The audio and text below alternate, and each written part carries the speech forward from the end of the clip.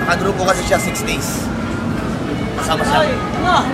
Your group from Cagayan de Oro, school from Cagayan de Oro, I forget the name of this school. 6 days nag-tour dito mga estudyante, just like you, HRM students. 6 days dito, sila yung mga tour guide.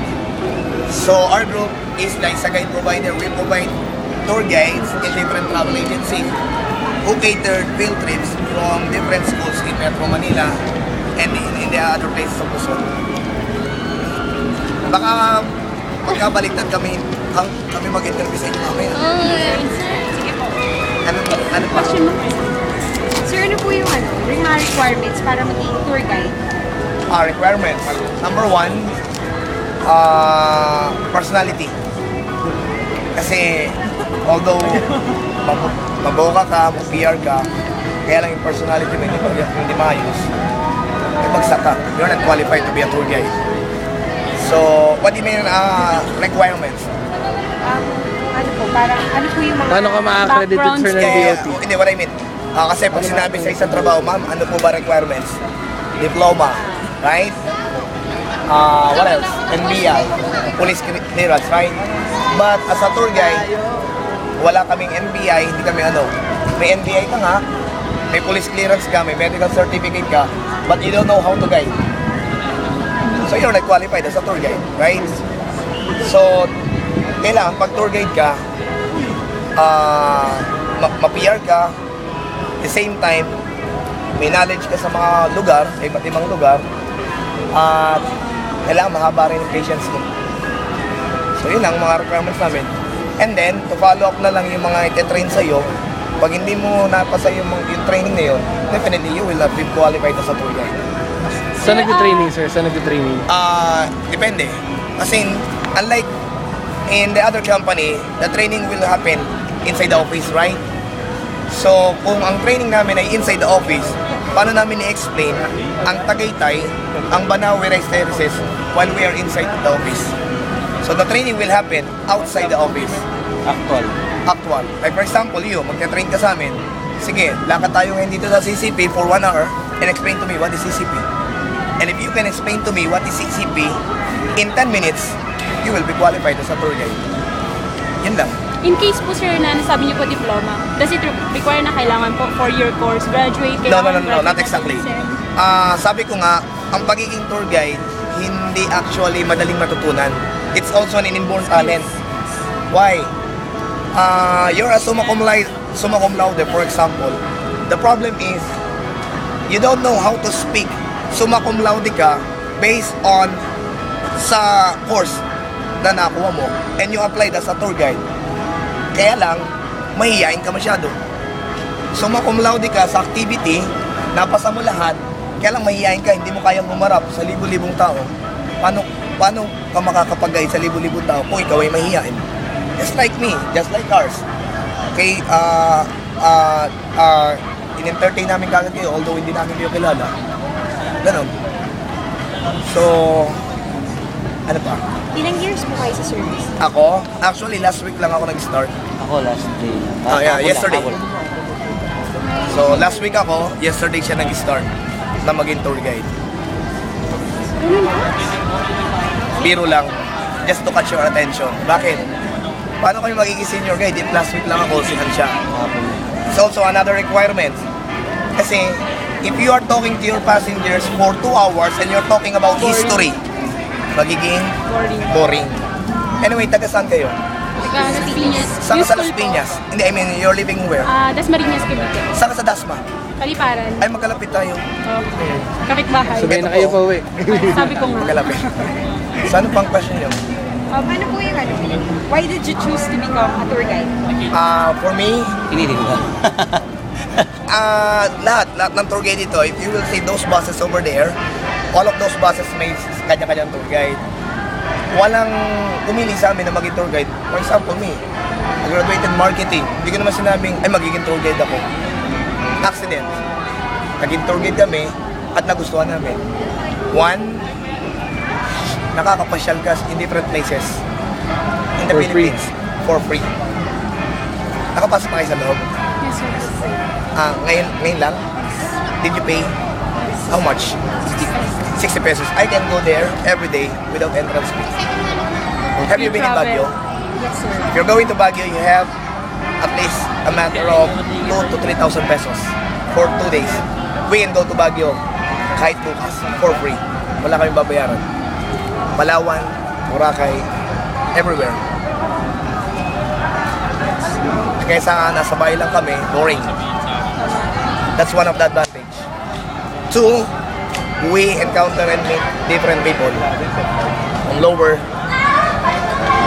LGU, local government units, kasi nagtutour din kami ng mga mayors, ng barangay chairman, like him, kasama niya na si Duterte, Mayor Rodrigo. Duterte, kasama niya na, Chubby Tingson, may iba. 3, natututo kami na hindi namin natutunan sa school. Pagiging tour guide. Experience. For example, Las Piñas. All of you from Las Piñas, or most of you Las Piñas. You know what's famous about Las Piñas? Experience Bamboo organ. The bamboo organ. Did you know that bamboo organ designed by Father Diego Serra? Yes. And how many pipes? Sorry. From Dasmariñas. You know the name Dasmariñas, named after Governor Gomez de Dasmariñas, who designed Fort Santiago in Intramuros, Manila. After Dasmariñas, next is Imus, derived from the word Imus. After Imus, Bacoor, derived from the word Bacoor. There are how many places in Cavite? 18 towns and 4 cities. Namely, Bacoor, Imus, Carmona, Silang, Alfonso, What are the Amateo, 4 cities? Ternate. 4 cities. I'm sorry, the Bacoor is a city. Dasmariñas is a city. Trece Martires is a city. And Tagaytay City. Imus is Imus is already a city. And that's the new capital of Cavite. No longer Trece Martires. But people in Cavite thinks that still the provincial capital is Trece Martires. Why? Kasi nandun pa rin ang provincial capital building, right?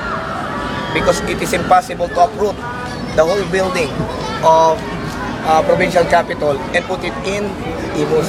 So imposible nga namang buhatin ang buong building para ilipat sa Imus. Still, the seat of the provincial government of Cavite is the Trece Martires. But the new capital is no longer Trece but Imus, which hindi na pag-aralan sa school. Right? Tinuro nga sa school that the one who killed Ferdinand Magellan is, but all the monuments in the Philippines, the monuments of Lapu-Lapu ang hawak na espada.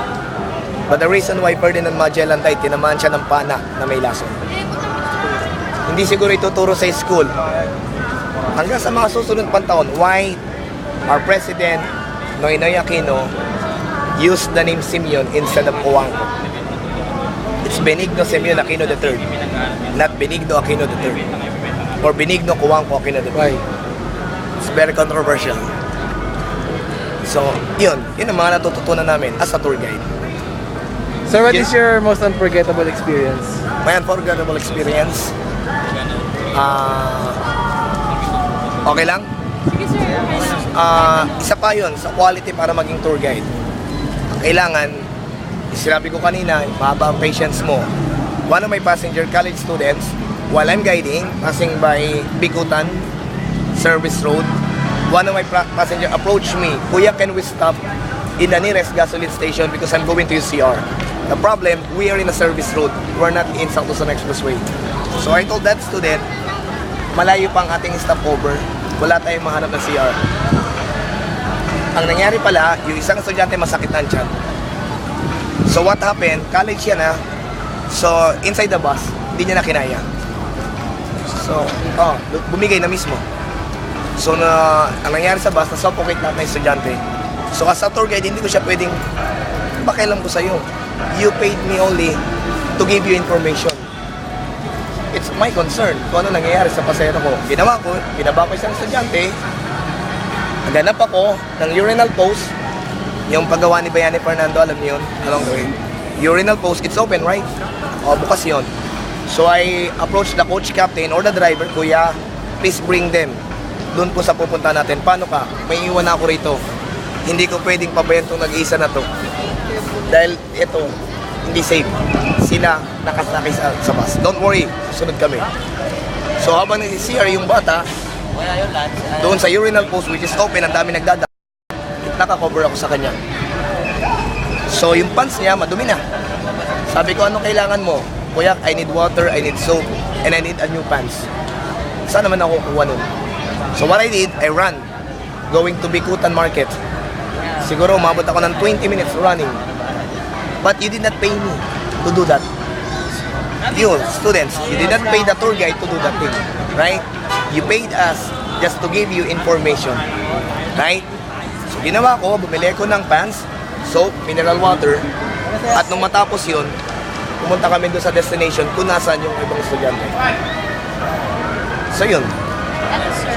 How did you that's my unforgettable experience. How did you cope up naman pag sa very stressful na Come again? How do you cope up with a very stressful Kailangan may initiative ka eh. So, kagaya namin, dumating kami rito 5 o'clock, which we promised to the passengers na mahabang oras nila sa Star City. So supposedly, dapat nandito na kami ng 2:30. But what happened was, yung aming pinanggalingan ay punong-puno pala. So naghintay pa kami doon hanggang 3:30 at natapos ngayong 5. So those passengers from Maribeles, Bataan all the way going here in Manila, that it will take 3 hours.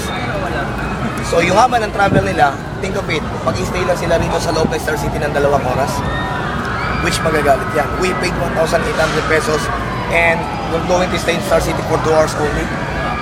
So ang ginagawa namin, kailangan may initiative. Bago pa mangyari ang problema, sinusolusyonan namin. Bago pa, alam namin magre-reklamo yan pag sinabi namin hanggang 7 o'clock eh. Right? So gagawin namin, hindi na namin sasabihin hanggang 7 o'clock. We're going to extend your time up to 9 o'clock. At least hindi nila sila magagalit. So yung tanong mo, na kung sakali man magkakaroon ng problema, paano namin maayos? Bago pa mangyari ang dumating ang problema, maayos namin. For example, kayo, magtutour kayo, sa isang bus, 50 lang. 100 kayo, 2 buses. Eh, naging 120 kayo. Meaning 60. Sa isang bus, which, siksikan. And, magagalit ka. Bakit? Kasi ikaw yung pinaupo sa gitna at hindi ka babayad. Why? Kasi ikaw ang kauna-una nagbayad sa lahat na nag-field trip. Tapos maupuin ka sa gitna. The problem is yung teacher or your professor hindi nakagawa ng seating arrangement. Kaya gawa ng teacher sa'yo, umupo ka sa gitna. Ang sasabihin mo, doon ba naman basto ang sikip-sikip? Which, I'm the tour guide. Kami ang kinakausap ng time na yun. Doon ba sa'yo? So bago pa mangyari yun, gagawa na namin ng solusyon yun. So instead of 2 buses, tawag kami ng poster to accommodate all the students. So walang mangyayari problema. Depends sa klase ng tour guide yan. Hindi lahat ng tour guide ganyan. But in our group, we are trained to be a troubleshooter also. Group. We are 70 in our group. I'm the head guide, I'm the booking officer, I'm the senior guide. And the other 15 guides nasa Subic ngayon. While the other 4 nasa Ilocos ngayon. So ngayon, nandito sa amin ngayon, 7 plus 9. That group over there, ibang agency sila. Kami, ibang agency. Yung umalis kanina, ibang agency yun. We provide tour guides in 34 travel agencies. So, si Mark, your Kuya Mark, nag-handle ng PMMS, ibang travel agency din yun. So, lahat ng travel agency na yun, sa akin tatawag. Eman, please provide me 10 tour guides tomorrow, Ateneo de Manila. But Ateneo de Manila is located where? Quezon City. But why is it the name of the school is Ateneo de Manila? It's supposedly Ateneo de Quezon City, right? So yun ang hindi tinuturo sa school. Alam namin kung bakit Ateneo de Manila, although it's located in Quezon City. capital yung Quezon Diba? dati ng Manila? Kasi nasa Metro Manila. No, not exactly in Metro Manila. Papayag ka ba? For example, where are you studying? Dasmariñas National High School. Where is that Dasmariñas National High School located? In Imus, Cavite. Papayag ba yun? Hindi, di ba? So it's Ateneo de Manila. Why? Because Ateneo de Manila first established in Manila City. So nakilala na sila Ateneo de Manila, hindi na pinalitan ng pangalan. Don't get mad on me. I really hate people from Cavite. Why, sir? Because they keep on selling t-shirt Tagaytay City and there's a volcano. The name of the volcano is? Taal. The people will think that Taal volcano is located in Tagaytay City. It's incorrect. Taal volcano is located in Batangas while Tagaytay is part of Cavite. See? Yun lang.